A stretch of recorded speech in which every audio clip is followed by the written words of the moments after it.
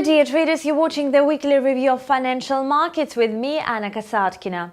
President Donald Trump set off another wave of selling on Wall Street, with the Dow Jones tumbling below 25,000 to four-month lows last Friday. Trump's threat to impose escalating tariffs on Mexico, one of America's most important trading partners, amplified fears about slowing economic growth. The Nasdaq Composite Index dropped by 114.57 points on Friday to 7,453.15. Over the week, the Nasdaq slid by 2.4%. The Dow Jones declined by 355 points, capping its sixth straight losing week.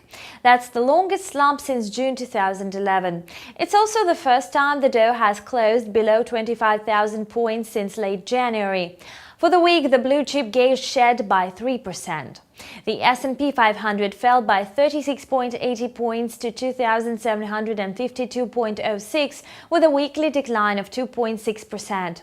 The Dow and S&P 500 declined by nearly 7% apiece in May, their first losing month since December. The Nasdaq tumbled by 8% on the month, its worst May since 2010. Investors were also digesting negative economic news out of China, as manufacturing activity contracted in May, weighed by weaker export orders amid escalating trade tensions with the US.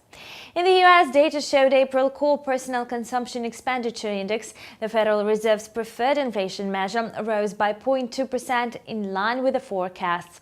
Major corporations found themselves caught in the midst of the outburst of tensions with Mexico. Levi Strauss tumbled by 7% to $19.42, reflecting concerns about the fact that up to a fifth of the company's jeans and clothes sold in the United States are manufactured in Mexico and China.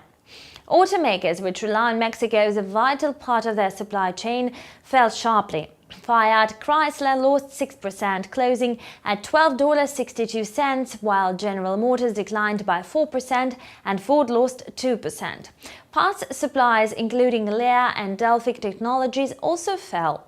Japanese automakers tumbled and French and German automakers also took a beating. Red Robin Gourmet Burgers shares sank by 17% after the restaurant chain posted weak quarterly results and a decline in comparable restaurant revenue. And this was Weekly Financial Review on Insta TV with me, Anna Kasatkina. See you back soon.